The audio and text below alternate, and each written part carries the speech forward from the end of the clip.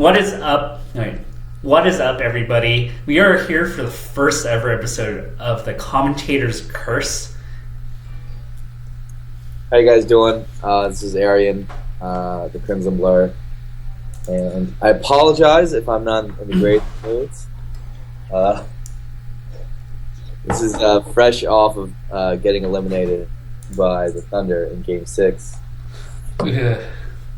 Game 5 felt like elimination, and so did all the poor calls. But I guess when you get blown out like this, I don't know. This is a melee show, so I'm gonna try to focus. But your boy is struggling. Dude, I'm sorry, man. I lowered my volume a little bit because apparently I have an echo. But we're excited. So why are we doing this show anyway? What's the purpose of this? So both of us have been requested a lot to do something more formal together because we often go on each other's streams and like do little banter sessions, and it's cool because currently there's a lot of shows, but there aren't a lot that like really focus on like the competitive aspect of the storylines, what happened last weekend, what tournaments are most recent, and really just focusing on the competitive sphere primarily. I think that the few other shows that there are extremely good, but they don't really serve that purpose. So we want to fill that hole, try to do something new, and considering we're like pretty much the only two analysts that really try to take analyzing Melee seriously on a statistical level and like really tracking everyone's progress, it seemed like the logical thing to do. Makes sense. So last weekend, you were at the event. I was sadly not at the event. DreamHack Austin. Yeah. Initial impressions? It was a lot of fun, man. I think that obviously it was historic. Everyone's going to talk about how, hey, this is where Mango potentially turned the tides, depending on how their series continues to go. I think the trend of Muta King winning in winners and then flaming out losers continues. I think that might be something we have to watch out for. Wizrobe is definitely the standout player of the entire tournament. I think that his play showed us his potential. I'm not sure if he can keep that kind of level consistently, but the more important thing is he showed us what he can do when he's on point, especially in that SFAT set where he just made him look like he was on a different tier. As far as everyone else, Lucky was also a good standout to get 5th after a little bit of a slump in the last 6 months. And disappointments, people who didn't make it into bracket. I think most people were hoping for SJ to make it. He didn't quite make it. And I think who did Axe eliminate? Oh, Wobbles. Wobbles got 9th as well. Who in Texas we expect a little bit better. It's hard to say where his mentality is at, and like what exactly he's trying to get out of his tournament. So I think that's there's always questions there. So a lot of different little bits and pieces to look at with DreamHack. I'm curious to hear your initial impressions as well. I think we hold a lot of similar thoughts. Now the rivalry between Mango and Hungrybox is somewhat respectable because with the 2 set wins, Mango's now 4-6, which is a lot more reasonable than going 2-6 or possibly going 2-7 after everything was said and done. Yeah, it makes it a lot better for him. Now it should be said that his set, I guess the set head-to-head never looked that bad, but in terms of is he beating Hungrybox in the tournament? What often happened was, okay, maybe they met in grand finals, but Hungrybox would win, in winners, lose the first set of grand finals, then win the second set of grand finals, right? So they'd ended with the set count was 2-1, but you left the room feeling like Mango lost, right? Yeah. So set counts are useful in a way. Maybe he didn't win, I guess he just didn't win them in the right order, and he finally did this time. But Hungrybox's greatest strength in those grand final scenarios is that when he has 2 sets to play with, his adaptation and his ability to play the attrition game really wears down on people. And this time, Mango was actually able to keep his head in the game. He never really slowed down. Yeah, I agree. And what I noticed was, I think one of the big difference makers, and you highlighted this. By the way, you did a phenomenal job on commentary. I have to give you a shout out there. Thanks, man. But those weak aerial into up smash kills were devastating for Hungrybox.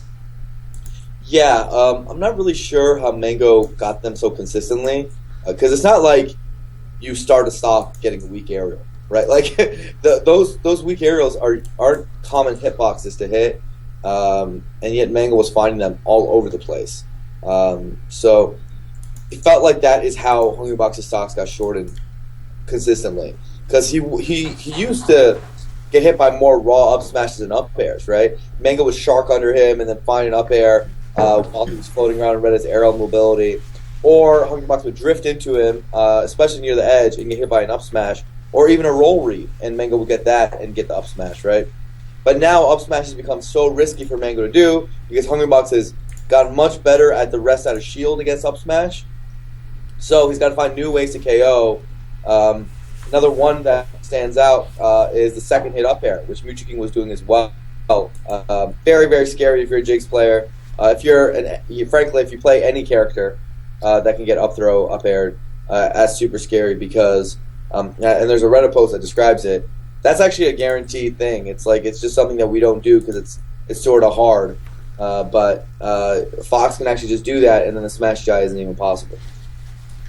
I think that's going to be one of the big breaking points. So, in my opinion, I think the matchup is kind of shifted based on Puff's ability to SDI, where you're not lasering, getting 3 hits, and an up or up air at 70 and killing them.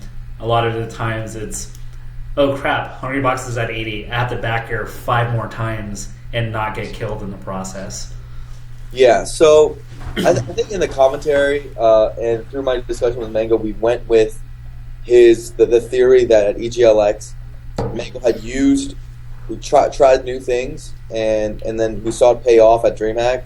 I actually genuinely believe that, because having watched EGLX and prepping for commentary, he was going actually like he was like a madman. He was like a mad dog.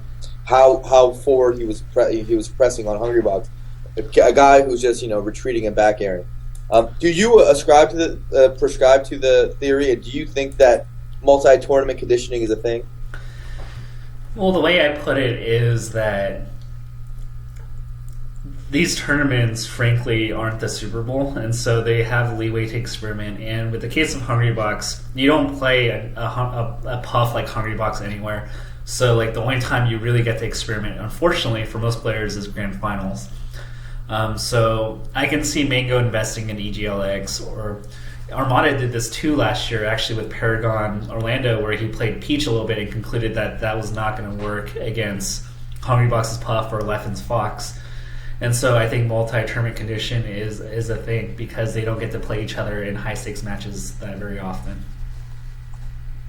Yeah, and frankly, between them, they know that, let's say they play friendlies with each other, that doesn't really get the same feel as a tournament match.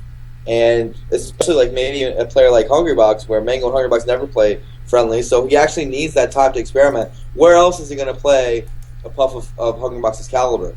And he's not the kind who will play with a boo, so he doesn't. That's literally the only place he can experiment is in winners or grand finals. So yeah, I actually think that is what Mango did.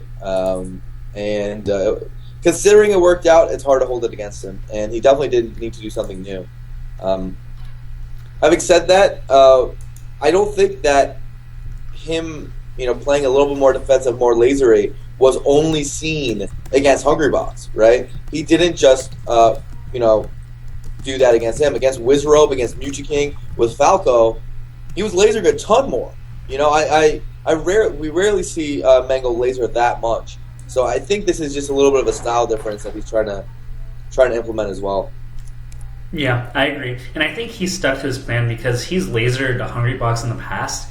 But if you watch his lasers, they look kind of thoughtless, for lack of better words, where none of those lasers were hitting. They were very predictable, and they weren't doing much. But Mango's lasers this time were a lot better. He was hitting a lot of percentage, and he was thinking a lot more with them. And so I think he's improving a lot in an aspect that we never really thought he was going to do. Right, right. And I mean, it adds percentage for sure. I don't think that the damage matters that much. One thing that bothers me is that, people always talk about, hey, it unstales moves. It's not really that big of a difference. I think that people act like that's much more than it is. If you just look at the math of it, stale moves don't really matter that much in Melee. It does. Yes, it is true. But the queue for stale moves is actually rather long. You're probably not even, really stealing that hard regardless. And the one laser or two is not going to affect very much. But it does add in that aspect. And overall, the percentage over a course of a match, especially the way Mango does it with single lasers, is probably only like 30%. When you watch the match, you feel like if you just watch it from the Plup's perspective, oh my god, so much percentage, right? Lasers actually don't deal that much damage, and Hungrybox is really good at not getting hit by them, or as much as possible, right? Or whenever he takes them, being put in a better position for it. So it's roughly 30-40% for the match. But what really matters is that it makes Hungrybox approach, right? Because he can't just take the lasers forever. So he has to go and try to corner Mango and not just drift off on the side and make himself hard to hit.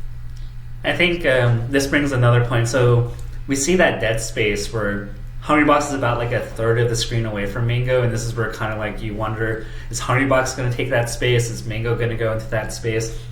And Hungrybox tried to guess and assume that Mango was going to approach, and he was throwing out really preemptive moves that Mango was just like, oh, I'm just going to wait here, and if you pound, I'm just going to kick you afterwards. And I thought that Mango played those kind of situations really well. Yeah, I agree. It'll be cool to see the back and forth. I don't think Mango's just solved it or anything. That was extremely, extremely close. It definitely went to last stock. So as good as it is for Mango's fan base, I don't think he's out of the water quite yet. Hungrybox has gotten a lot better. Yes. And Hungrybox took the loss pretty well too. So that was a good sign to me, right? So he's able to keep his professionalism and his composure. So there's a lot of Melee to go. I think I forgot who said it. It was in the World Series of Poker, but like you can tell who the scrubs are based on like if they act as if they've never been there before, and like the veterans are like, yeah, I've been here before. And then I think it's like a really important point for Hungrybox, because he's won and he's been in that seat so many times. Now he's kind of familiar with it, and I don't think that motions play as large of a role. Right. For sure. I actually was even surprised. Yes, it did hurt him. Like the Summit match, which to me was the most important set of his entire career. He didn't take it as badly as I thought he might, right? Because now, like we've been talking about, that was a match with the best in the world. I don't know when he's going to get that opportunity again, right? And now, after losing to Mango at DreamHack, there's going to be GOML coming up, but even if he wins that, like I don't know if it makes his case strong enough for best in the world after he just lost DreamHack and Summit. So, like, it's very rare in someone's career to get that kind of opportunity, and he's going to have to continue to string stuff like Battle of the Five Gods together in order to get back to that perch. Definitely. Let's Hungrybox, Mango, Armada clearly top three. I'd still say Armada, Hungrybox, Mango. It doesn't really change the rankings, but like you said, Hungrybox, kind of drops, the gap slightly widens between Armada and Hungrybox. But Mutaking, I think he's made a good case that he's definitely fourth right now. Would you agree?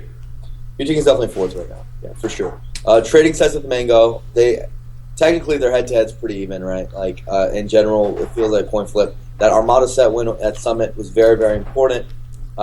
He's fourth though because in losers bracket it has been a very bad run. Winners Mutaking feels stronger than losers Mutaking by a long. Winners Mutaking might be third in the world, right? Yeah. But losers Mutaking is much worse. So. Yeah. So shameless plug. I am writing a piece on ESPN called Mutaking's Loser Bracket Woes. So here's some statistics for the stream. In majors for Mutaking, in winners against the top 30 level talent, Mutaking is 12-6 in sets, which is pretty good. That number drops to 1-6 in losers. So that's crazy. That's actually insane when you think about it. And so he's arguably best player in the world in winners. one of the best. Well, Hungrybox is having a dominating season. Like, if you look at my Tafo stats page, I actually have the top records of the top players against top 30 for this year. Hungrybox is just by far killing it right now. What's his record? Let me pull it up. It's like 35-7 overall, or something along those lines. Oh my goodness, that's insane. So just really shows just his consistency. And 34-7. 34-7, and that's only against gods, right? No, just top 3. Wait, so he's had that many sets against the top 3? 30. So you're saying against the top 3 players in the world? 30. Oh, 30. Yeah, okay. Yeah. Mewtwo King is 12-6 in winners against the top 30 at majors. 1-6 in losers against the top 30, and his only win came against Wizrobe, which is like, if he lost to Wizrobe, then we'd start having a lot more questions about Mewtwo King in losers. Yeah. And the crazy thing, though, so like I've been doing a lot of research on this. All 6 of his sets that he's lost in losers are to people he's defeated in winners in like the last couple months. Yeah, so he's capable of it. He's capable. He's perfectly fine. And, some of it, it's obvious, like the case against Wobbles where, he straight up just gave up at Battle of the Five Gods. But, I look at the sets, like, those Mango sets, he actually played pretty well. And so I don't really buy into the full story of Losers Bracket Mewtwo King, he just falls off a cliff in mentality. Some of those sets he actually played pretty well, and I think it's just more variance. And there are certain cases where, Smash Summit 2, he didn't pick Marth for some reason. And then at Battle of the Five Gods, he just gave up against Wobbles. But I think it's a mix of multiple things. And I don't think... that set's obviously a little bit tilted because whenever he usually drops down into losers in, like, semis, right? So he usually like, when he goes into losers, it's another God set. Whereas if you're talking about top 30 players, in winners, he's playing a lot more top 30 players, right? In his winners run. Yeah, but then he's lost the Wobbles, Axe, and Nintendo, so... Oh yeah, that's actually that does support the point. Yeah, but I think the conclusion I come up with, like, yes, there's some mentality issues, but I think some of it's variance, and I think if we play too much into this, like Mewtwo King just has a mindset, I think it can snowball for Mewtwo King. Did you include the Diskid set in the winners data? I only did majors. I see. Okay. Yeah, so Diskid, random local. I didn't really include that. This kid, he lost to him in grand finals, and Mewtwo King was in winner, so that's an odd exception. This kid's a crazy sleeper, man. Like, it's people never want to give him credit, but he's getting wins. He's getting wins. So let's actually talk about this. So there, Smash GG, uses the Myome rings and Smash boards, right? So it's a lot more backwards thinking in terms of we look at the past results to get some sort of predictive thing for how much they're worth. Who are some of the people that you are like every tournament? If this person's in the event, I'm just picking that person every time. You mean like for a fantasy scenario? Yeah, when you do the Smash GG scenario, you have the budget one. That's interesting. Well, I've noticed in the budgets that Mata's worth not like the difference in his worth versus the rest of the gods isn't enough, in my opinion. So yeah. I'd actually usually just pick him too, because I think worst he does is like third usually, right? He's probably gonna get first or second, very likely first. So I think Armada's always a really good pick. But if you're going to go down the cast. I'm gonna say someone odd. I think SJ is not a bad pick because he's gonna get you like a 7th or a 9th or a 13th, right? And like almost always, he doesn't lose to people outside of the top 15 very often, and even like the people between ranks 9 through 15, he does really, really well against, even or better. It's just the top 9 where he has no chance, right? Yeah. And so with a distribution like that, it's actually pretty likely that he's going to get 9th or 13th or 7th, right? And he seems to be getting that almost every time. When I do like fantasy stuff, I like the consistency. Though in Smash GG, where you're competing against literally the world, that inconsistency could be good because then their high is really high, like wobbles, for example. Yeah. We can keep going back and forth. I'm a high on Gravy. I think he is really undervalued. I think he is a potential top 30 talent. I also think that his matchup spread, the ones that he's good in, he's like a top level player in. So if he happens to run into like a Marth, like it's a good bet he's going to win no matter who the Marth is, like straight up. So I like that in players who are generally, given those scores. You pick one. So I said Gravy. Gravy's good. We both picked Falcons, by the way, so the good little Falcon era we got going on. Who else would I pick? I would.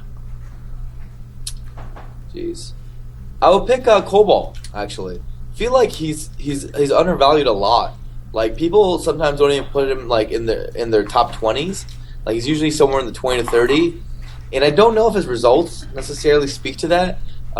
He can very often he gets like the same sort of result that an SFAT or a Lucky gets, right? But he's worth like half the points. So Cobalt's I think a solid pick, and sometimes Salamov suffers from that. Usually not. Like people usually rank Salamov still roughly with the Lucky SFAT tier, so his worth is often equal to them. But Cobalt I rarely see that. Even though his results are roughly equal to theirs, he just goes to less things. Yeah, I agree. And I think at this point, he's been doing really well. I think the Glyco True Skill puts him around like 16th, which is a pretty good sign for him. Ladandis has actually made a convincing point in my head over just watching him at Pound and at Mayhem that I think he rises up the ranks too, and I think he's slightly undervalued, so he actually goes on my list as well. Laudandis? Yeah, Laudandis can do it. Obviously his play goes really well. While we're talking about the Sheiks, I think we got to talk about Swedish Delight. Ooh. Swedish Delight is my ultimate buy. It kind of reminds me of last year when we were talking about Plup, and we were both just super high on Plup and knowing that he would do all this. For me, I think it's Swedish, right? Swedish, you look at his play and you're like, that's a consistent way to win, and this is not fluky. This is not matchup dependent. This guy's just really, really freaking good. And I think that there's an argument, for him to be way higher than he's even ranked. Like, who knows? By end of year, if his results keep coming in, he might be a top 15 player in the world.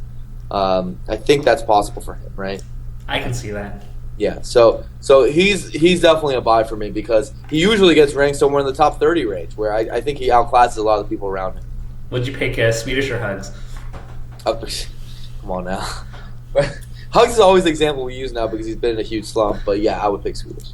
Okay, well, let me think. Swedish or Duck? Swedish. I think that's really close. I think Duck's results have been actually really good. So we have to give Duck credit, but there's been a few that have been really bad, right? We got to admit it. They lost to this kid at Fight Pit. That's not good. It's not good by any means.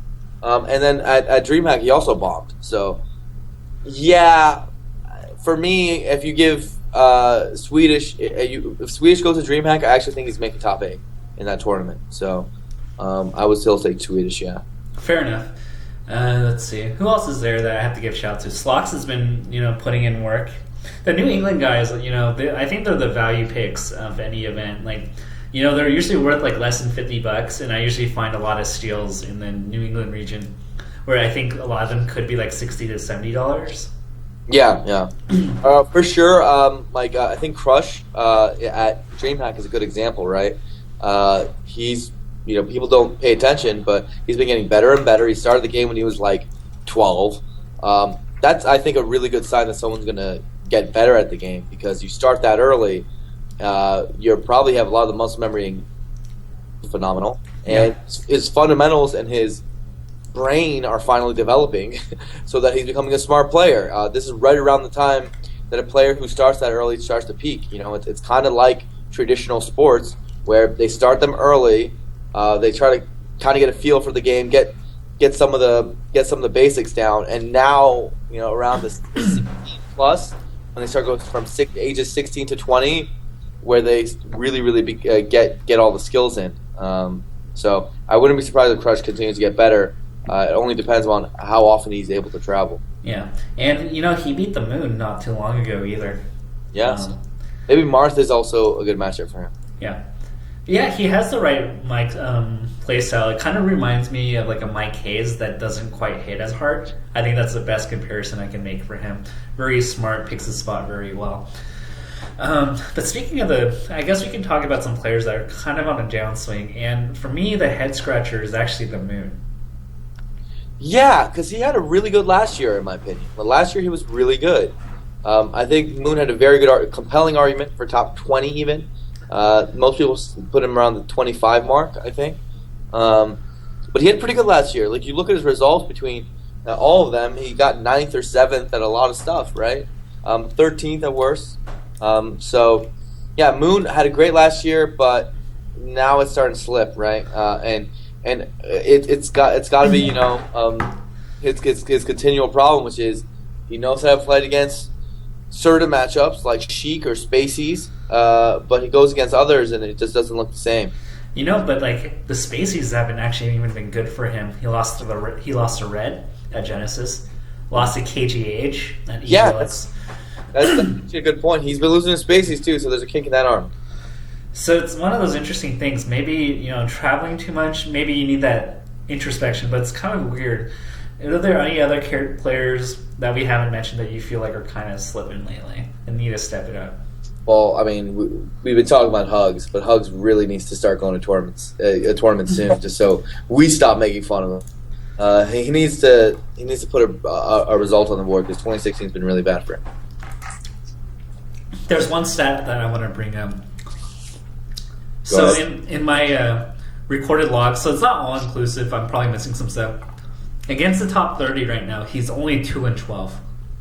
Yeah. And that's pretty incriminating when you consider that everyone else that's around him or even below have better records. So, like, below him on the SSBM rank, Kobol's 8-12, Rizrob's 9-9, Nintendude's 7-8, Duck is 6-17. Like, all those players, even though Ducks doesn't look that great, like, have been outperforming Hugo. Yeah. I guess other players we could point out are I think Axe, maybe even. This tournament not good for him. I think SFAT and Lucky are losses that he shouldn't be having at this point. We thought that maybe he figured the SFAT match out early this year because he got that win over him at Genesis and kind of strung together a few wins against SFAT. And Lucky, a player he had basically never lost to in his career, unless you go really far back. He's starting to lose to, both at Full Bloom and now. So Axe is on a little bit of a slide. It's not a disastrous slide, but it is worse than something someone who is ranked 9th in the world should be getting.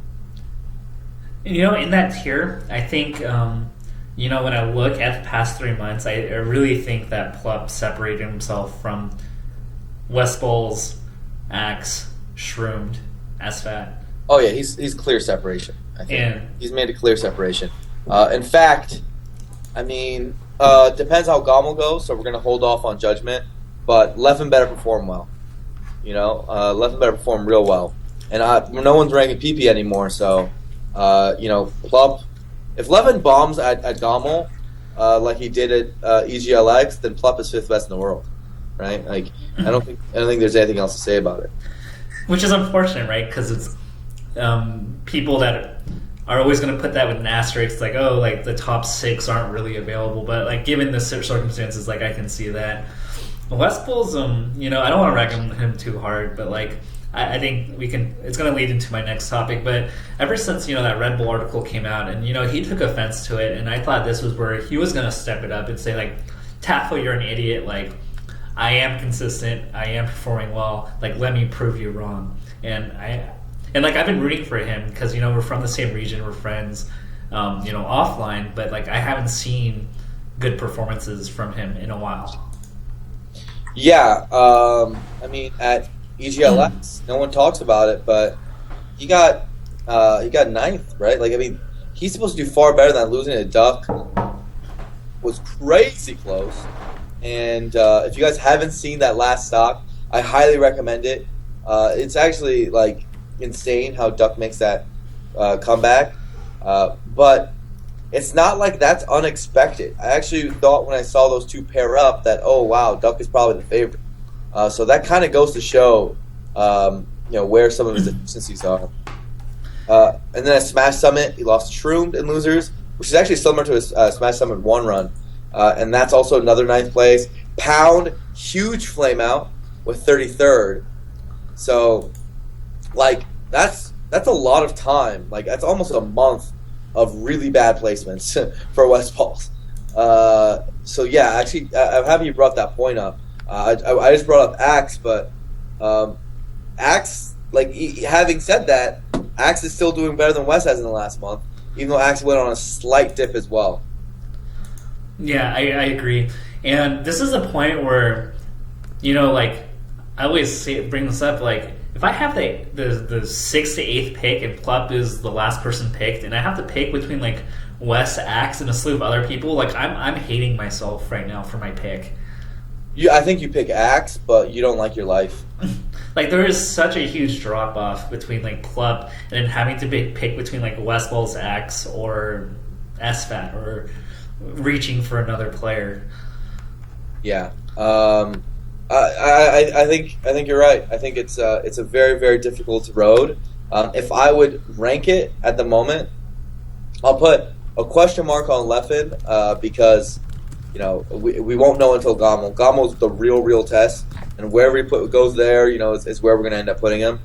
But after the top 4, which is Armada, HBox, Mango, King, we'll put Plup Leffen in whatever order, with Leffen as a question mark, and then Axe, Westballs, and then Axe, Westballs, right? So bit of a shift from just the last year ranking. Last year, remember, we had Armada, HBox, Leffen, Mango, King, PP pretty inactive now, and then Plup, West, Axe. I think there was an argument for all 3. No one knew which one really stood out, and Plup's really stood out from the pack. And Westballs has mentioned it before, where he didn't attend DreamHack, and part of the reason was because of Burnout. So I'm going to give Westballs some benefit of the doubt here. Like, granted, he hasn't performed, but that does bring an important point because this guy traveled to every event possible. He was going to random events like Rubicon in Chicago, and going to Washington, and so that could actually be part of the reason why. How much do you think is it? With all the players slumping, do you think that part of it's part of the whole Burnout thing that's kind of happening? I don't know, man. I think there is that to a degree. Obviously, our events are all in person, so you have to travel. And I know that, and I'm traveling as much as these players. The travel's not easy. But having said that, I still compare us to other esports or sports, right? And we're not, we're still not that saturated, right? For the most part, especially, you look at, the directory for Melee at any given point on Twitch, and there's hopefully the weekend has stuff like what's this weekend, right? This weekend's an SSS, which is a local. But if you don't live in SoCal, this is a break weekend, right? Yeah. We have break weekends. We have those, and other esports don't. So I think it's a little overstated in my opinion. I think that because we're in person and we don't have online qualifiers and stuff, that on one hand makes the Burnout worse because you have to travel more, but it also makes it easier because we're not playing on Tuesdays, right? And we're we have a whole week where we can generally rest or maybe play at Smash Fest to practice, but there's still a lot of gaps there. And for most of these guys, they're still going about 2 events a month. That doesn't sound that bad to me. at least in my perspective. I think that on a storyline perspective, some of the spacing could be better. I think like especially lately, a lot of it came back to back to back. Like EGLX definitely felt, EGLX to DreamHack felt like, oh wow, these are a week apart from each other and roughly the same player pool. So that could be better from a storyline perspective. But I think that yes, it's much more than any of these guys have ever experienced because Smash is growing. But I put it next to every other esport, and it's still much less. Yeah. So I'm not so buying it that hard. I think it's I will also have to agree with you, and I think it's kind of interesting because we've slowly progressed from like turning this into a hobby. Like even the top players kind of view this game as a hobby 2 to 3 years ago to like now like we're transitioning to like we're playing events almost every other week or every week. And so the habits have to change at a certain point. And I think the big issue I have with some of the players that do complain about burnout is how do they take care of themselves at events. And a lot of them, frankly, sleep at like 3 a.m. They don't eat very well. And, the little hiatus between one event to the next, they're sleeping really late. They're not eating. Yeah, so I think it's a mix of things where it's, I think that, so the pro teams, Smash is like, I think you've used this quote before, it's like a Smash player is like a Lamborghini. It's like a luxury they have. It's not their main focus. It's usually a result of, hey, we have all this money that we're earning from Counter-Strike, League, whatever, and sponsorship sales against that. Let's just get a Smash player because you know what, everyone else has got one, and they pick a player and they have that guy and that's on their team, right? And it kind of works that way. So, having said that, the Smash players are often not given very much attention on these teams, right? They might as well be unsponsored in so many ways other than the monetary gain, or other than a few perks here and there. But they don't have like the league team might a coach going with them. They don't have managers managing their sleep schedule, their nutrition, all this sort of like stuff that would definitely help. That's absolutely true. They also have to worry about stuff like they often schedule their own flights, right? They often book their own rooms. They often figure out their own travel, like all very, very procedural stuff that, like it gets them away from the game. They can't focus on the game as purely. Plus, their salaries are still pretty low, the ones that have them, right? Many of these players are still unsigned also. Their salaries are still pretty low, so winning and losing is actually like whether they can keep doing this for a living or not. Whereas in other esports, at least the salary is high enough that winning and losing isn't like life-breaking. So I think that adds a ton of stress to the burnout scenario. Even for the unsigned guys, the unsigned guys, they know that winning or losing is whether they can get potentially signed or not, whether they are noticed more and are able to show themselves off to sponsors. So they have a lot of pressure there, especially if they're going home and they have a 9 to 5 that they don't like, or they're doing some manual labor, whatever they're doing, just to make ends meet. The stuff that the general Smash community doesn't see, that adds to the burnout, right? It's, in my opinion, it's not that there are really that many events, but rather these guys are working 9 to 5s, coming home, potentially streaming, or maybe not, maybe they're just passing out, and then they're going on the weekend, and that makes it feel like burnout to a great degree. Or they're going to school, whatever it is, when you don't feel like you have any free time, where you don't have any time open. Now, the guys who, have like Monday to Friday and they're not doing anything, I would argue against that. Only working 2 times a week, potentially, or I would say roughly on average 6 times a month. It's not that bad, man. Like it doesn't speak to me like that, right? And in fact, I would say in many ways we're undersaturated on that front. It's just the top level events and the current conditions that really add into it. Yeah, and I think we both agree that I think the sense that I'm getting from you is that we both agree that they can do a lot more things to optimize their time and energy. Yeah, for sure. Oh, yeah, you know, taking care of yourself, nutrition, all that stuff. That all of that matters and factors into this.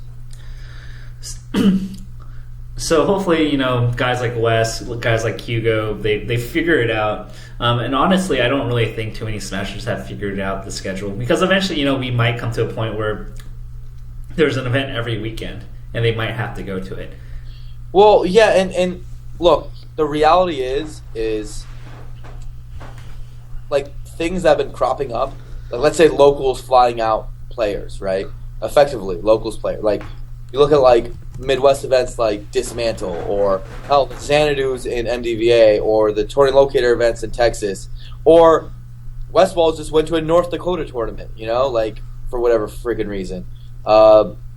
Even ones that aren't sort of really locals, but are like definitely a tier below, like, you know, the Florida event, which had Hugs and Axe, was a frame one. You know, like you look at all those and you really think about it, and you're like, well, maybe, just maybe, that adds to it. You know, maybe they have to pick their events a little bit more carefully. Now, I think that it's really good for those scenes and to have those players out there, and I think it's sick that North Dakota got, you know, West Balls to go there. And I think it's sick that, because Xanadu's been a lot more entertaining now that they're flying people out. But if you're the players, you got to be thinking, hey, maybe, you know, I'll go to Xanadu, but I can't. I'll have to skip out on DreamHack, right? And it's not, you know, you got to end up picking the ones you go to and which ones you don't. And when you have to make that choice, these guys aren't making the best, always making the best ones, and they're the same people complaining about Burnout. Yeah. So I don't know. It's interesting. I don't think people actually handle, look at the big picture of things as much as they should. So, you know, GOML's coming up. I've been looking at the lineup. It's pretty impressive. Rumor has it Red Bull's helping flying out people. I suspect that because Mr. Bitters was tweeting out at a lot of people and asking for DMs. But Interesting. But it seems like, you know, this. I think this might be the most stacked Canadian event I've ever seen. Yeah, this is going to be the biggest tournament in Canadian history. Good luck to the TO. They have a big one on their hands, and I hope everything goes well. I'll be there, and I'm super hyped for it. I think that we're all going to look back on the year, and this is going to be one of those marquee events in terms of just like the pure players who are going. Really hard call on, you know, who's winning, who's not, but we got everybody. We got pretty much everybody going, with the exception, I think, of Plup and Axe. Really big exceptions and ones that we'd of course want, but just about everyone else is there. I don't see Mutaking's name on the attendee list, actually. Oh, yeah, he's skipping it. He's skipping it because he wasn't feeling too well after DreamHack. And, you know, I respect that. Yeah. You know, this is actually a really interesting event, and the way I see it is like this. So, in card games, there's something called a meta, and when it's in tournament season, you know, week after week, you play the same sets, and there's one deck that does well, then you get something called hate, where everybody will counterpick that deck. Sure. In this case, the top 4 players, Hungrybox, and an Armada Left and Mango. By the way, the chat, just to don't mean to interrupt you, but chat just said that Mutaking is going to GOML now. So apparently he said he wasn't going to go, and now he's going again. So okay, so I'm going to say that he will change his mind at least 3 more times until GOML actually happens. Yeah, that reminds me of Evo, right? Yeah. Oh my gosh, that was so stressful to deal with. Yeah, keep going.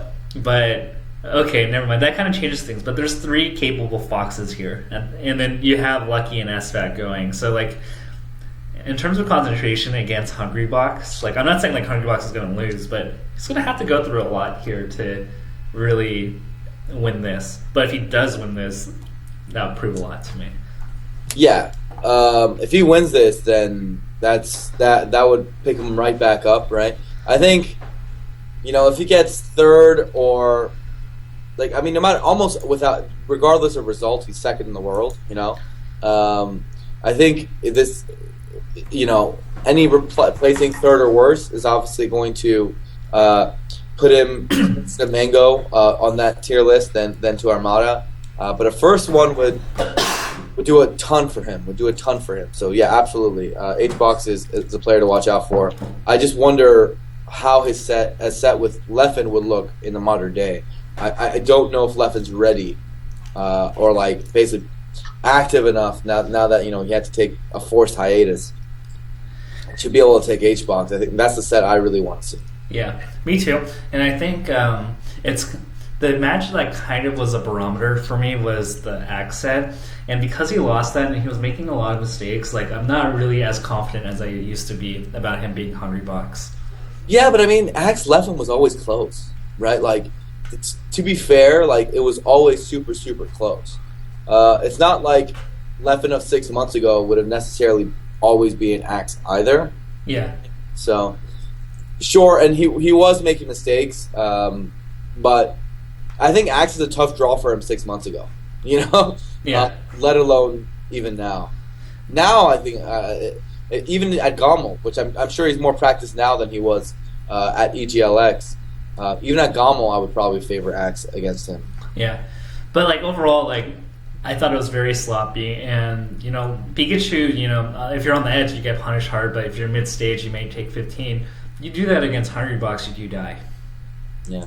So people in chat are pointing out that overall Leffen versus before EGLX was 5-1 Leffen. Yeah, but dude, guys, look at the sets. Like it never felt like a blowout to me, at least. And in general, Axe against Spaceys, I like the picture, and I think that guy can figure out Spaceys no matter what, and it's super dangerous, especially if you make mistakes. So, anywho, yeah, I think Leffen's obviously the player to watch out for. If I was a betting man, I would put him at probably 5th. I don't think he's going to win it. I don't think he's going to go that far, but I do think he's going to get a performance where we're like, okay, it's Leffen, guys. Let's remember for a second. If he gets 9th, it's like super disastrous, and like he's going to be ranked. Like it's going to affect his overall global ranking very significantly, right? I agree, but at the same time, I think out of everyone, like I think the characters he plays against is going to play a large role. Because imagine if he got like MacD into SFAT into Mango into Armada. Yeah. Yeah. Like it could be real tough, right? No, I think that's probably the best bracket he could ask for. Wait, say it again. Like a MacD into an SFAT into Mango into Armada. Yeah, that's not that bad. If he just got Fox Dittos and Peach, it could also be Samus's, right? It could definitely be Samus's. Which of the Samus's are going to GOML? Do you know? For sure, I think Hugs and Duck. Hugs and Duck. Yeah, I mean there's no Plup, so that's good for him. But it hurts when there's a player that's 1 to 2 tiers below you that can beat you. Who do you're saying Hugs? No, Duck and Leffen. I don't, dude. Duck's pretty good. I wouldn't call him 2 tiers below, but he is. But if Leffen's perceived to be like a top 4 seed and Duck is like 15th, 16th, sure. That's unfortunate. Not to say Duck's bad, but like 4th seed you can lose to a 17th, 15th seed. Like that's a lot of holes that you have to deal with. Yeah, another player to watch out for is PewPewU. PewPewU, we've been saying it for a while. He's on a pretty big slide. He got 9th at Genesis, which I guess is not too bad, but he hasn't really done anything of major consequence for a while. In fact, like I'll be very curious to see what the NorCal Power Rankings ultimately place him at when they put out their next ranking. Now that Nintendo's there, and Laudanis has actually been performing quite well himself. So PewPewU, super one to watch out for. I also think Teams is going to be sick there, since we have everybody effectively with only like even without Plup. I think that's interesting. I'm not sure who is going to be HBox Leffen, right? Is that the team? Well, I mean, if I were the TO and if Mewtwo King says he's actually going, let's assume that. Mewtwo Armada, Mango SUJ. I think it's going to be HBox Leffen, and then SFAT PewPewU. So that's pretty crazy. Kind of reminds me of CEO. Yeah, it does. Who do you think is going to win that team's tournament? Armada Mewtwo King. So you're just taking the favorites? I mean, you asked me who I think is going to win, so I have to go with who I think I'm going to win. What do you think the percentages are on team? I think Armada Mewtwo is like 40%. I think Hungrybox Leffen is about 25%. I think PewFat's 25%, and I think Mango SUJ is like 10%. Okay, to win, I put Mango SJ's percentage much lower than that. I think they can take sets, but I don't win the whole event. That sounds really far-fetched to me. Oh wait, never mind. Armada Shroomed is the team because Armada already announced that he's teaming with Shroomed, and Mewtwo doesn't have a teammate. So Mewtwo doesn't have. Whoa, that's crazy. In that case, who's the favorite? Is it Armada Shroom still the favorite, or is it PewFat the favorite? Because Armada Shroom is still really good. Yeah, they won CEO that 1 year. Yeah, like it's actually like almost equivalent. It's not as good as Armada Mewtwo, but it's right up there. So that is crazy. That actually makes it quite crazy. I did want to see Armada Mewtwo versus PewFat and HBox Leffen. That actually sounded so sick. So that's a little bit disappointing to me. But it'll be interesting if Armada Shroom can do it regardless, because I think they can. I think they can too. I'm trying to see like who's like. What about players like Ice? Like who are they teaming with? I'm not quite sure. So is SUJ going? Is Mango team with SUJ in the first place? Oh wait, no. SUJ is actually not going. Oh yeah, he told me he couldn't go. It's Mango Duck. Yeah. Okay, that's crazy. Okay, so that puts them a lot lower. Sorry, Duck. Yeah. Okay. So now that we got the teams in our head right. Ooh. Okay, this is crazy. I think. Wait. Actually, Ice is teaming with Duck. I have no clue who Mango's teaming with. Who's Mango and Mewtwo team with? Mango, denied Mewtwo King's. Mango Lucky, I think. Oh, is it Mango Lucky? Oh, crazy. That's crazy. Yeah. Okay, so I've got the page up now. Armada's team with Shroomed. Lucky's team with Mango. Their people are right. Leffen is team with HBox. We have SF PewPewU, MacD Westballs, Ice Duck, and Mewtwo King is not in teams. So, at least right now. So, this is going to be major shots, but Mango Duck, I'm sorry, but if you lose to Grab and Go, you have no chance of winning a national. Have they lost to Grab and Go? They lost a set in winners at EGLX to Grab and Go. Oh my god. Oh my god. That's pretty crazy. Yeah. No offense to Grab and Go, you guys are a solid benchmark of what a good team is. So. No, dude, they are having some struggles. Did you see that tweet that? Oh my gosh! Yeah, I did see that recently. They are definitely having a tiff, and it's funny because I think the last time we talked about it, both me and you were talking about why have DJ and Moon, considering how good of players they are and how long they have a team together, not been good enough. And my response to you was that every time I see them play, I see them arguing constantly, right, between each other. Like Moon and DJ just do not agree on anything that's happening on screen. They're instead of collaborating, it feels like they're arguing, right? And there's a degree where you have to go through that as teammates, but it didn't feel like that when I was watching, at least, ever. And I think it's starting to come out. It's coming out in social media, at least, where they don't seem to synergize. In person, they're great friends, obviously, but in terms of in teams, they have different ideas about the game, and whatever that is, it's causing them to stumble. Maybe it's frustration of just the results, but yeah, there's a little bit of a tiff. Yeah, and I think every team kind of goes with that. Mango and Lucky, eventually kind of broke up. Mango got really frustrated after a while. PewFat actually had a minor rift. It wasn't like hate, but there was frustrations where it didn't outright come out, but one of them would say my partner just burnt out and I tried to salvage the situation. You could kind of tell there was frustration between the lines. Yeah, for sure. I mean, again, this stuff happens all the time. So it's not surprising, but I think they need to make top 8 at this team's tournament. DJ and Moon. They're going, right? Yeah, they are. It's close. They're going. And they're like a solid, like you can book them for like about like 7th or 9th place. Okay, so let's do our percentages again. Now that we know the actual teams, who is the favorite? Given how close the sets were last time, I think Armada and Shroomed and Hungrybox and Leffen more or less probably have the same percent. I would give them probably like a 35% shot each. So what is that, 70% of the field? Okay, where do you have PewPewU? I put them at like 25. 25. So you have 35, 35, 25. And that's 95%. And then I'm surprised you didn't fall out to 100 because I feel like there's only 3 teams that can win this event. Well, Mega Lucky could win, I guess. I say Field gets 5%. Field good 5%? Yeah.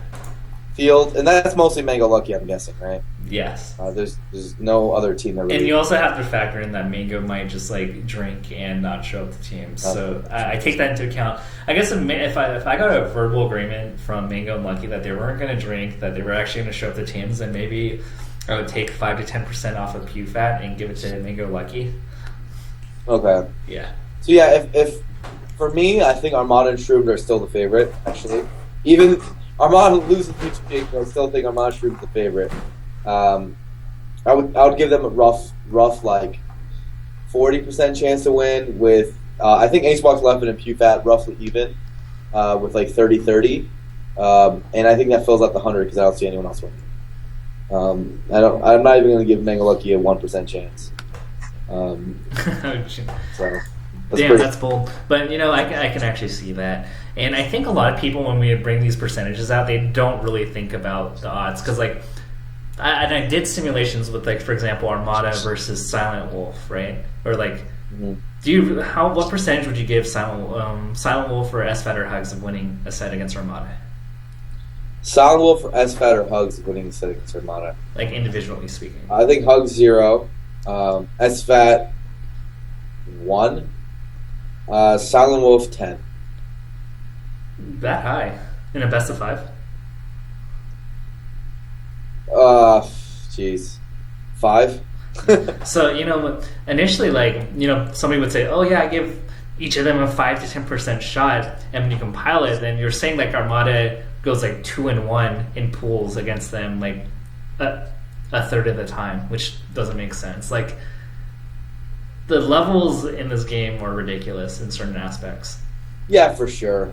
More realistically, you just have to look at like the long term record, and Armada has not been losing 5% of his sets against those level of players. He's been losing next to 0%.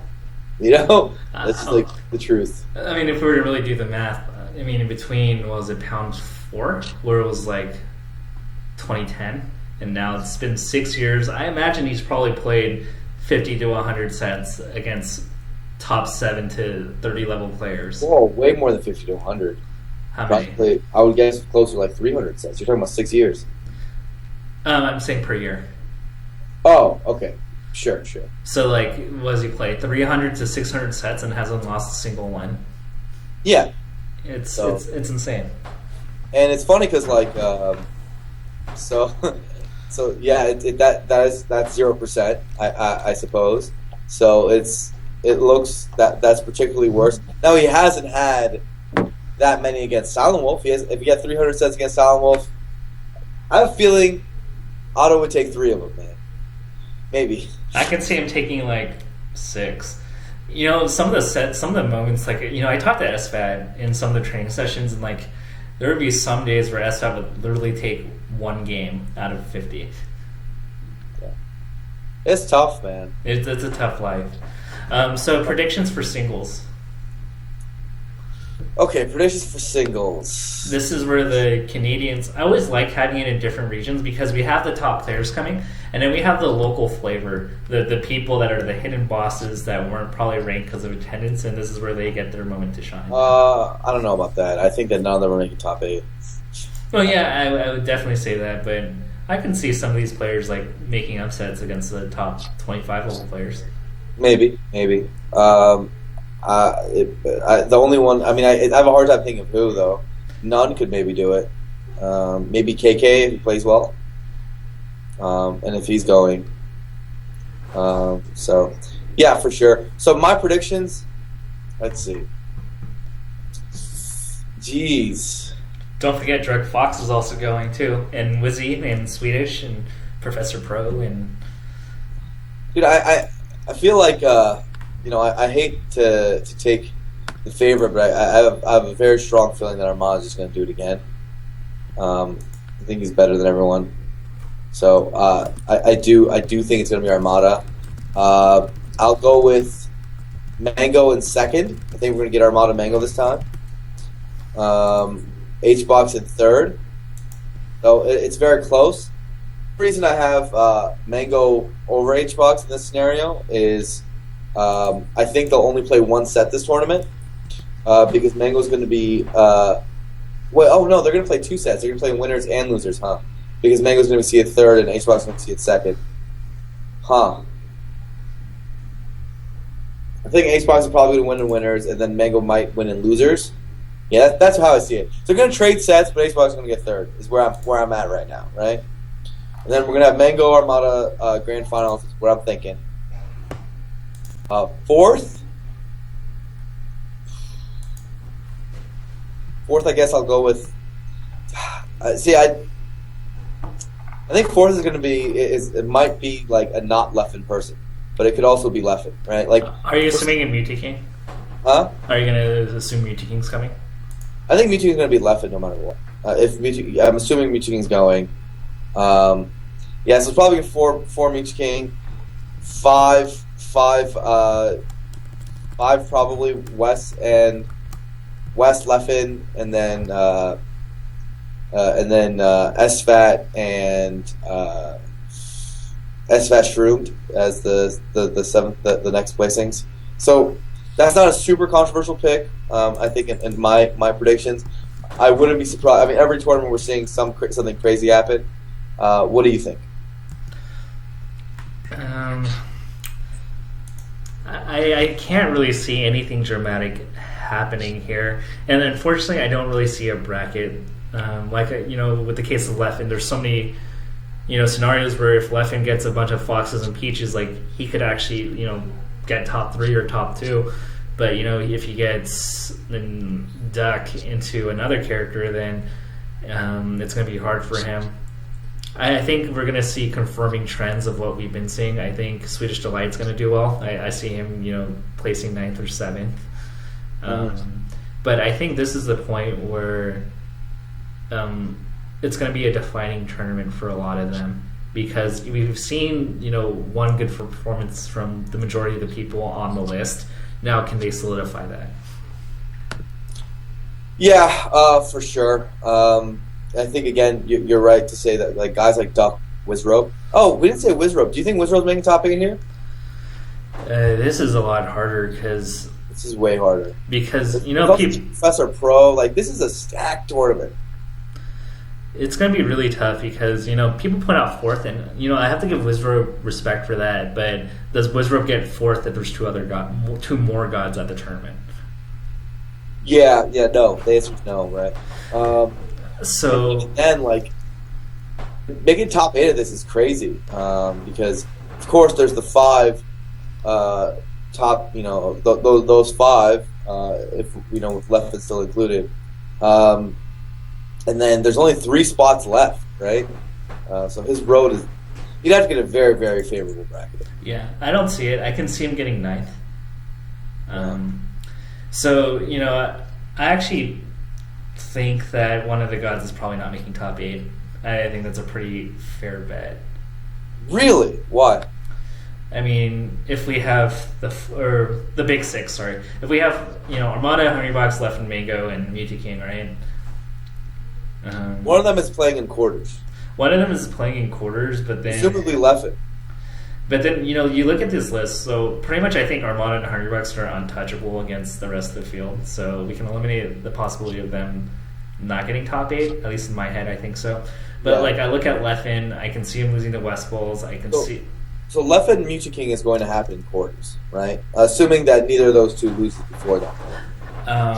Because they're going to be... That's the 4v5, right? Yeah. And they could even lose before that too. What if Leffen plays Duck or Drug Fox or these people, and what if Nintendo, plays Mewtwo King and Mewtwo King's not feeling it? Yeah. Either of them could drop, but one of them is definitely dropping, and if they lose their match after quarters and losers, then yeah, they get ninth, right? Which is exactly what happened to EGLX in Leffen's case, right? Yeah. He lost in winners, quarters, and then he got dropped out, and then he lost the top. So, yeah, I think it's especially tough. Getting seeded 5th and 4th is a much harder road than 3rd or 2nd and 1st, right? Yeah. This particular tournament. It's huge. And so I can see, if Mewtwo King somehow loses and then plays Nintendo, I think that could be disastrous. Something that's something to worry for if you're a Mango fan is that West is going to likely be seeded 6 West Balls. Yeah. And so that's a 3v6. That's Mango versus West Balls also happening in quarters. And that's got a little bit better for Mango in time, but for a good period there, that was a coin flip too. Oh, whoops. Leffen actually got 7th. Sorry, he beat KGH and then lost to Duck. Leffen got 7th at EGLX? Yeah. I keep thinking he got 9th, but I think the KGH match was off stream, and so that's why we forget about it. Okay. Sure. So it's going to be interesting because there's going to be people on this list that could get 25th or 33rd randomly, like the Mike Hazes. So, if I were to give a top 8, I think it would be similar to yours. Prince Abu's going to be here, and I think that's a big X factor that should be noted. Armada, Mango, Hungrybox, Mewtwo King are my top 4, and then so you're saying Leffen won't make top 8? I think Leffen might lose. I think he has a high chance of losing. I see. But ultimately, it depends on bracket. Yeah. I think I look at this field and I think West Bulls does fairly decently well. You like West because there's no Plup. Yeah. Which is huge for him. Now there are still people like Duck in there that could give him trouble, but if he runs into a Wizrobe, if he runs into Lucky S-Fed or Ice, yeah, those are all good for him. Who's really other than Duck? Is there Shroomed is a bad draw if he gets Shroomed. He usually does well against Shroomed. Sure, I'm not. But Swedish Delight. Swedish Delight. I think Swedish Delight's honestly more of an issue for West Bulls than Shroomed. Yeah, I agree. And maybe the Moon. I don't know. So. Yeah, so we'll see. It's going to be interesting, but I like the spread for West Bulls, so I put him in. What do you think? Where do you think Swedish is going to go? Ooh, that's a good question. He could make top 8 too. Actually, I'm looking at this spread. Nintendo's a bad matchup for him, but he wins against Moon. He wins against Wizrobe. Wins against Doug Hugs. I like him against West Balls, like we said. PewPewU, I like him against. And a lot of those other ones are 50-50, like Shroom, Lucky. He probably wins against MacD.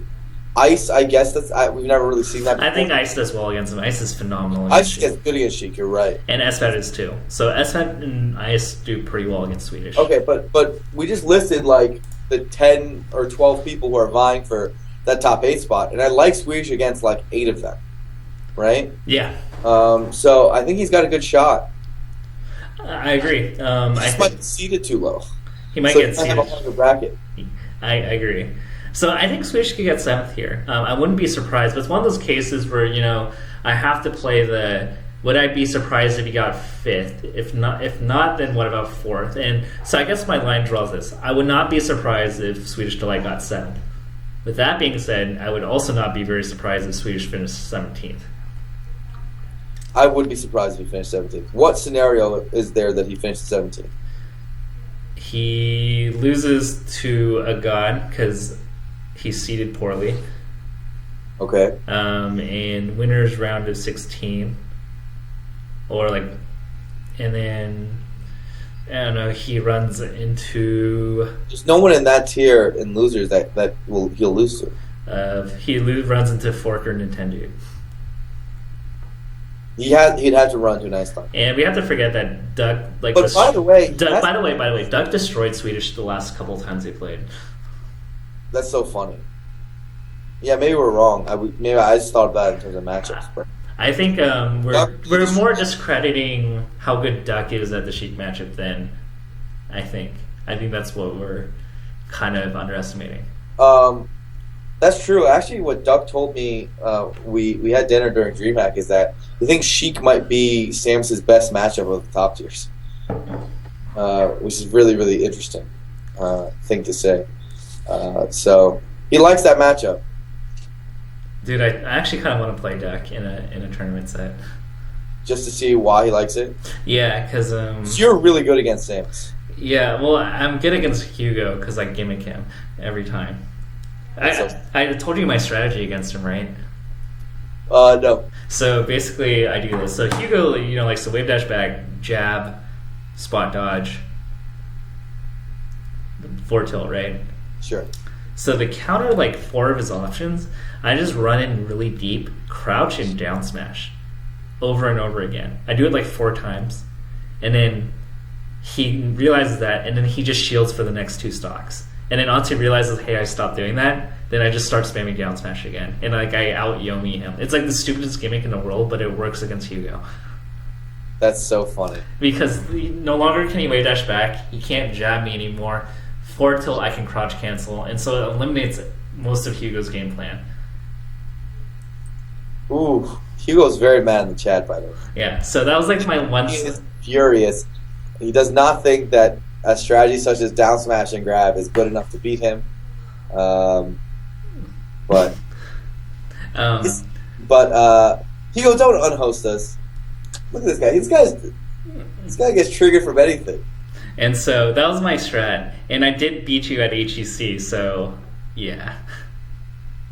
Wow, some real beef. So that's the way I used to beat him. Okay, so to give Hugo some credit, it's been a while. Although the money matches were in September, I don't know. Hugo could beat me now, but I'm not. I guess the point being is that I'm not. I don't think I'm super phenomenal against Samus as much as I counter Hugo. That doesn't give him credit. Did you notice that you said that, and that actually absolutely does not give him credit? Wait, what do you mean? Because you're saying you're just good against you just destroy Hugo, and Samus isn't the thing holding him back. Well, I guess the point I'm making is that Hugo might not be bad against Sheik. He's just bad against me. Oh, I see. Yeah. I see, but I still don't think that's something he's going to appreciate. Of course not, but to be fair, Hugo's being is up in sets against Ladandis, sure. Kira, Okami. I think he had an even to winning record against the other California Sheiks, except for Shroomed. So I don't know. It was just disproportionate because I'm 3 tiers below Hugo, so I shouldn't be competing with Hugo. I shouldn't be winning. You would definitely rank below Koopa Troopa in the SoCal PR. I am definitely ranked below Koopa Troopa. But my point being is that I'm worse than Hugo. I'm not afraid to say that. And the fact that I was 8-1 when I was playing, it was a huge anomaly. That's funny. That's hilarious. Yeah, Hugo's so salty. I really wish that he could roast me like Scar, except I have a winning tournament record, so he can't really do a Hugo stream to roast me in terms of just play. I hope he does. I genuinely hope he does. But yeah, do you think Hugo versus Face Roll, who wins? I still think Hugo does. Hugo does. Yeah, I would give Hugo a 65, 2-1 favorite for that. Are you really 8-1 against him? Yeah. Is that lifetime? Since he returned after Evo, because Hugo went through a retirement. What was the one? The one always hurts. It was at some SSS. He outplayed me, and to be fair, there was this one set on Battlefield where he destroyed me game 1. Was winning game 2, and then I down threw him at 0, and it killed him somehow. He went underneath the stage. Oh, yeah, put him underneath Battlefield. Yeah, and then I was at 100%, and then because of that, I took the lead, and it tilted him so much that I just took the game and the next game. That's hilarious. I mean, yeah. So the one he won, did you try the down smash and grab strategy? Hugo's playing. He was moving that set, if I remember correctly. Did a lot of preemptive grabs, and I think that took me by surprise. Because the way I space down smash, if he like grabs preemptively, or if I'm shielding, like actually like spamming grab actually counters me. Yeah. Hugo very famously lost to Reno the same day that Reno lost to Donkey Kong. Oh yeah, that's pretty funny. That's quick. Yeah, Hugo versus Sheik highlights that I like to point out. But it's interesting because the thing about Hugs, it's like very interesting. The play styles. If we're gonna just digress about Samus, and if Scar can talk about 5th place at Genesis half the shows, then I can talk about Samus. Sure. So the way I see it, and the big differences I see in Samus styles is that Hugs, like, his last 2 stocks are really hard to play against. So if I have an early lead, like, I predicate myself on taking early leads on Hugo and hoping that I built enough of a lead to win. Because, like, game 3 becomes really hard, last stock becomes really hard, because that's when, like, his reads and conditioning and his hard calls come out. Sure. So I just have to hope, because like he's going to be outsmarting me in most of the set. And so I use the down smash gimmick to like take early leads, and it opens up grabs, and then he kind of figures it out. I think part of the reason why he would forget how to play against me, because like I have a really unique style. Can Samus not grab out of shield down smash? It's really hard because you have to be really disciplined, because if he makes in 4 tilt, right? If I mix in enough single hitboxes, then what tends to happen is the Samus thinks like after one. What I mean is, does it work? I'm not sure actually. I haven't seen anyone do it to me. It feels like that sound. It feels like it might not, because like down smash is pretty crazy. So I think one of the big things about Hugo and when I played Plup back in like 2014, 2015, I noticed like Hugs let me get away with a lot. Plup, if I throw out something, I get down smashed immediately. Dude, Plup's crazy. Plup actually plays Samus like a completely different character than every other one does. It's like none of the other ones even consider the same options that he's going for. It's like he's playing a different character. Yeah, it's like almost like there's like a reactive solution to everything. So like if he can punish me out of like a miss space or like a really tiny micro situation, like he will react and hit me. And that's something that I really notice about. That, like, you know how like sometimes you can play a mid-level Marth, and then you play a top-level Marth, and that top-level Marth is a ton better, but it's basically like a super version of maybe the mid-level one, or like a super-duper version, Yeah. Plup just feels like a completely different character than like a mid-level Samus. Like, it doesn't feel like a natural progression of, hey, this is what an even better Samus looks like, right? Whereas I look at a player like Duck, I'm like, that's just a really freaking good Samus, right? That falls in line with like what a lot of other Samuses might look like, just much better. Yeah, and so I think the big thing for me, like when I played Duck a little bit after MLG Anaheim a few years ago. Sure. He didn't punish me as hard as Plup did in like the smallest of openings that should be automatic in my head, but for some reason or another, Duck and Hugo didn't really do. Mm-hmm. Hug says Plup as Samus is more overwhelming than any Fox I've ever played. I actually agree with that.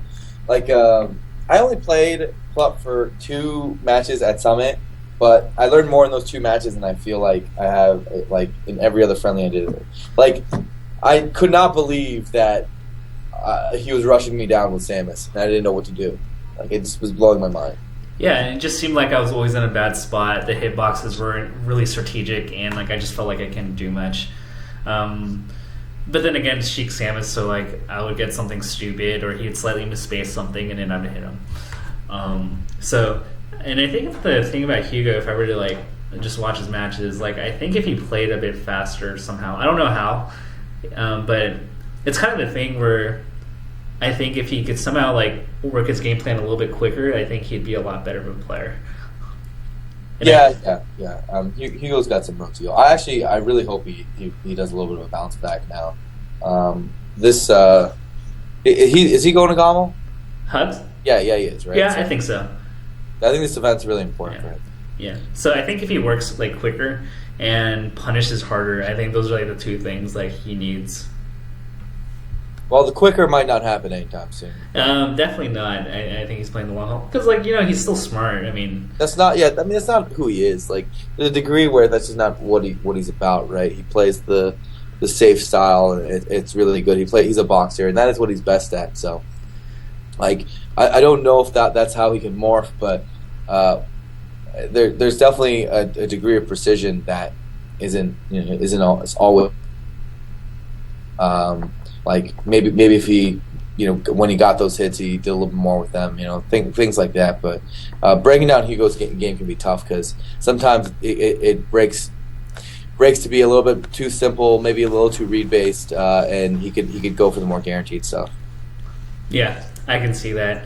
And it's going to be interesting because, I think this is where we can kind of close. There are a few other people that I feel are the same way where they can nail a little bit more guaranteed things. PewPewU comes next in mind. Really? Dude, PewPewU, there's a lot, man. I think I was talking to Asfat about this at DreamHack, and I've said this multiple times. I'm not going to go back on it. I think PewPewU is one of the most talented players to ever touch the game. I just don't like his level of work ethic relative to the rest of the top 30. I don't see it as much. Like you guys can watch his stream. He doesn't even play that much melee, guys. And he's been playing for a long time, sure, but it's never, the grind hasn't been there like compared to like an SFAT, where SFAT probably plays the amount of times that Kevin honestly does. And he's juggling a lot of stuff with school and stuff. But I think in so many ways, the way he sees the game is as far as a high step above others, but there's less science to it. It's a lot of feel. That's why I think a common thing I think we see in high talent players is they have a lot of characters, right? Because they play by feel, they play by intuition, and play by their natural smash ability, and so they're able to play a lot of characters, right? Whereas the people who are less inclined, they have to go super scientific with any character in order to even stand a chance, right? So for Kevin, he's got freaking 20 characters, and he can do whatever he wants with the game. I think he's got so much potential. He needs to focus on it more, right? He's got to get in the right mental. So, of course, I'm rooting for Kevin. But. Yeah, I root for Kevin too. He's my boy, and I think one of the big things that I predicted was ever since Shroom moved out, he doesn't get practice anymore.